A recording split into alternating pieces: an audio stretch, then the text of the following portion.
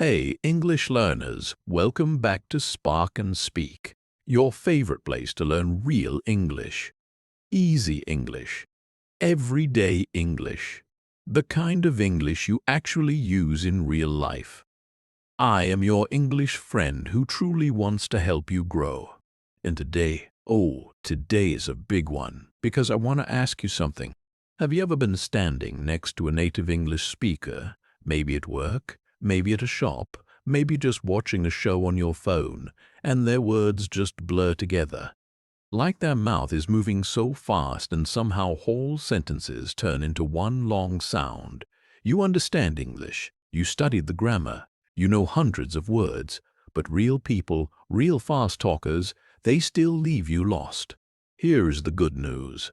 It is not because you are slow. It is because nobody ever taught you the secret. Native speakers are not saying more sounds than you. They are actually saying fewer. They cut sounds out. They squeeze words together. And once you learn their little tricks, two things happen at the same time. You suddenly understand fast English so much better, and your own English starts sounding smoother and more natural too, so stay with me. By the end of this episode, you are going to hear a full sentence that sounds almost impossible, and you are going to be able to say it yourself. Let's get into it. Okay, let me paint a picture for you. Imagine you are living somewhere in Europe, maybe Germany, maybe Poland, maybe Spain. You took English classes for years. You can read an English newspaper. You can write a decent email. But then a British or American tourist stops you on the street and asks something like, "What you looking for?" And your brain just freezes. You are not confused because your English is bad. You are confused because textbook English and real spoken English are almost two different languages. Here is something interesting. Linguists who study natural speech have found that in fast, relaxed conversation, native English speakers regularly drop or blend sounds that are written down in every textbook. The written sentence and the spoken sentence can look completely different. What are you doing on paper becomes something closer to what you're doing out of someone's mouth. Nobody teaches you this in school because schools teach you how English is written, not how English actually sounds when people are relaxed and talking quickly. And this happens everywhere. At the supermarket, when the cashier says, "Did you find everything okay?" instead of "Did you find everything okay?" At work, when your colleague says, "I gotta run," instead of "I have got to run." On the bus, when someone mutters, "Let me think about it," instead of "Let me think about it." Here is a fact that might surprise you. This fast, reduced speech is not lazy or incorrect. Every native speaker does it, even news presenters and teachers in casual moments. It is simply how the English language naturally flows when people are speaking quickly and comfortably. So the goal is not to fight it. The goal is to understand it and honestly to enjoy using a little bit of it yourself. Because here is the real reward. Once you learn these patterns, you will not just understand movies, podcasts, and real conversations better. Your own spoken English will sound more relaxed, more confident, and much less robotic. You will stop sounding like you are reading a textbook out loud and start sounding like someone who actually lives and breathes the language. So today we are going to break this down together into 5 simple practical points. No complicated linguistics. No confusing rules.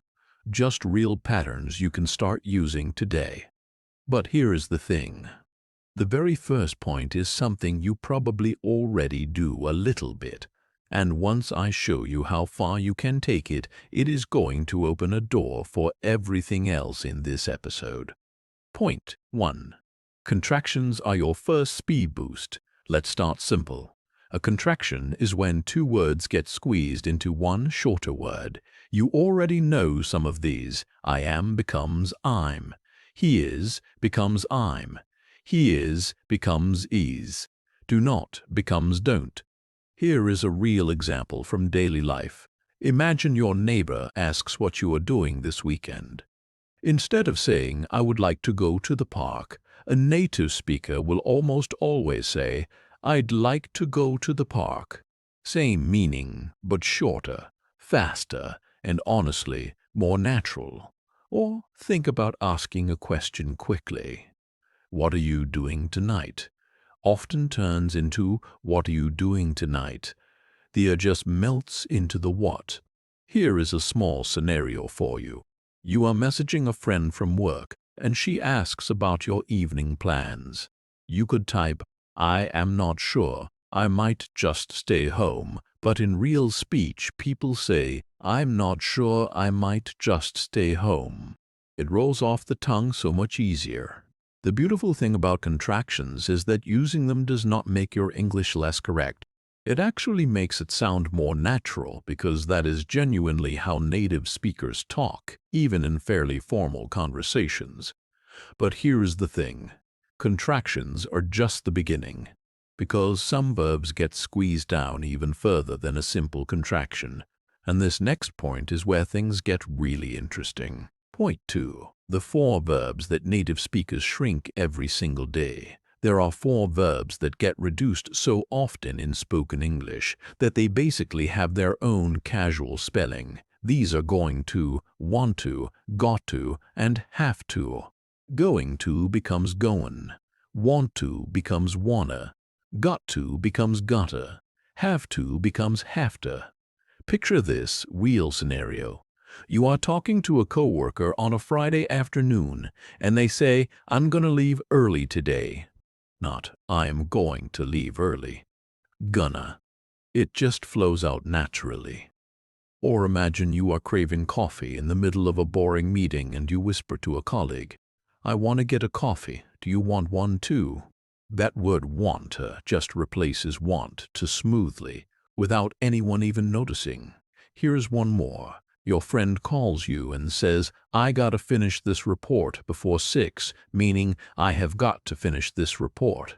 And later that night you might say, I have to wake up early tomorrow, meaning I have to wake up early.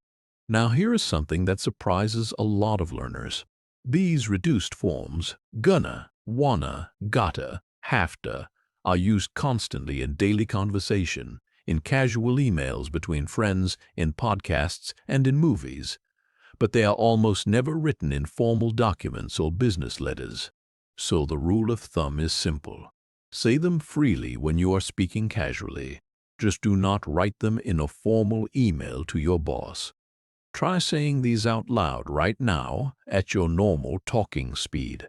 I'm gonna study English. I want to study English. I gotta study English. I have to study English.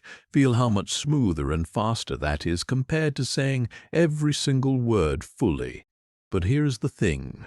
Once you get comfortable with these 4 verbs, there is a sneaky little word that changes shape depending on which question you are asking. And honestly, this next point might be my favorite one in the whole episode. Point 3. The word you transforms inside fast questions. This one is subtle, but once you notice it, you will hear it everywhere. When native speakers ask quick questions, the word you often blends into the question word right before it, and it changes shape depending on the sentence. Let's start with what. What are you doing? In fast, casual speech often becomes what you're doing. The word are disappears completely and you turns into a che sound. Picture a friend texting you a voice message asking, what you doing tonight? Instead of spelling out the full sentence. Next, where. Where are you going becomes whereya going. Here, you changes into ya, and again, are disappears. Imagine you are leaving your apartment, and your roommate calls out from the kitchen, whereya going. It is quick, warm, and completely normal between people who know each other. And finally, a more polite one. Would you help me? Becomes Wouldja help me. This one is useful because you might hear it at work when someone needs a small favor, something like, Wouldja send me that file real quick. Here is a lesser-known fact that helps this make sense. Linguists call this kind of blending connected speech, and it exists in almost every spoken language in the world, not just English. Your own native language almost certainly has similar shortcuts that you never even think about because they feel completely automatic to you. English speakers are doing the exact same thing, just with different sounds.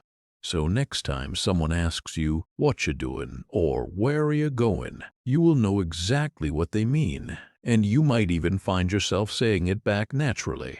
But here is the thing. So far we have been talking about whole words changing shape. Now we are going into something even smaller, and honestly a little sneaky. Native speakers do not just shrink words. Sometimes they cut off individual sounds completely, especially at the end of words. Let's talk about that next. Point 4. Dropping the T and D sounds at the end of words. This next pattern explains so much why fast English can sound almost swallowed. When a T sound comes at the end of a word, and especially right before another consonant sound, native speakers often just stop the airflow instead of fully releasing the T. It is like your tongue touches the roof of your mouth to start the sound, but the air never actually comes out. Here is an everyday example. "I go out every night" often sounds like "I go oh every night." The final T sounds in out and night get cut off, almost swallowed. The same thing happens with the letter D. Take the sentence, "I found a blue and white card." In fast speech, this can sound like "I found a blue and white car." The D sounds at the ends of found, and card all get softened or dropped completely. Here is a real-life scenario. Imagine you are at a friend's house and they ask, "Did you find everything?" And you say, "Yeah, I found it, thanks." Nobody pronounces every single letter perfectly in casual conversation.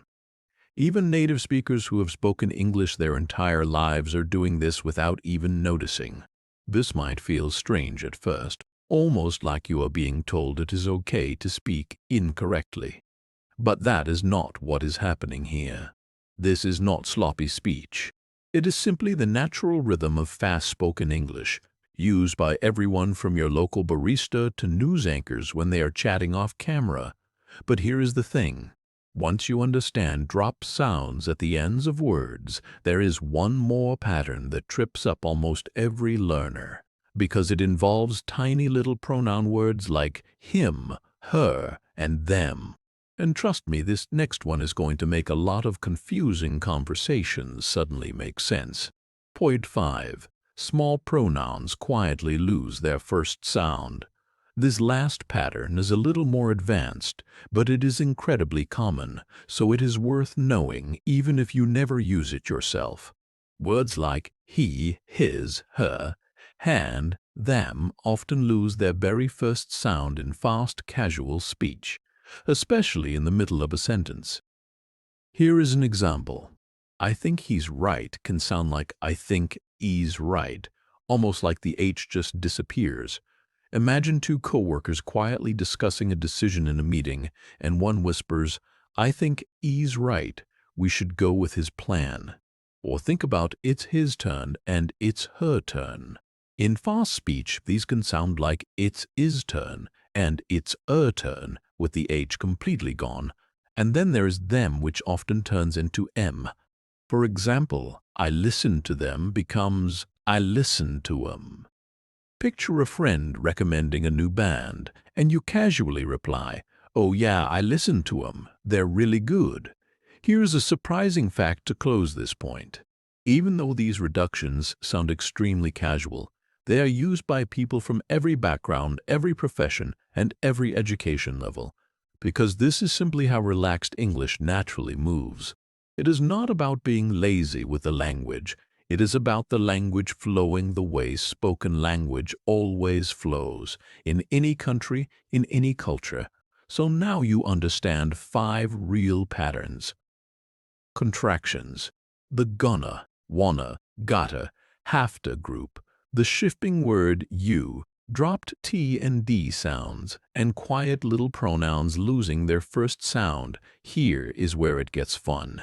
What happens when all 5 of these patterns show up in the very same sentence? Let's put it all together right now with one challenge sentence, and I promise by the end of this episode you will be able to say it yourself. The sentence is this: I'm gonna eat his food and it'll taste great. Let's slow it down together first. I'm gonna combines the contraction I'm with the reduced going to. Then eat his blends together because the H in his quietly disappears, so it almost sounds like eat is.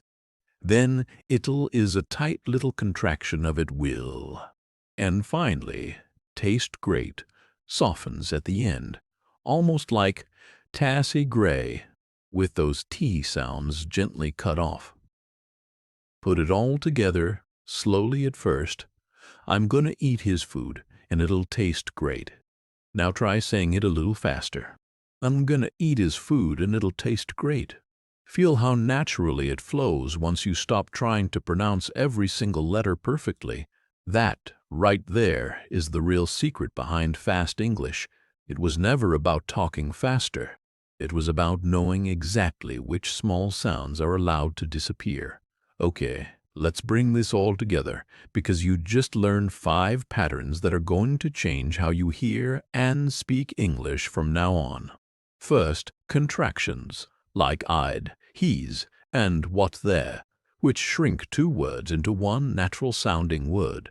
Second, the 4 verbs that almost every native speaker shrinks constantly: gonna, wamma, gotta, and hafta. Third, the tiny word you, which quietly transforms inside fast questions, turning into Whatcha, Whereya, or Wouldja. Fourth, the T and D sounds at the ends of words, which often get softened or completely cut off, especially before another consonant. And fifth, small pronouns like him, his, her, and them, which can lose their very first sound in the middle of a relaxed sentence. And remember that fact from earlier. This is not broken English or lazy English. This is exactly how native speakers all over the world naturally speak when they are relaxed and comfortable, from casual chats at home to quick conversations at work. Once you understand these patterns, a whole new layer of real English opens up for you, both for listening and for speaking. I am so proud of you for making it through this one, because, honestly, this is one of the topics that most English learners never get properly explained to them.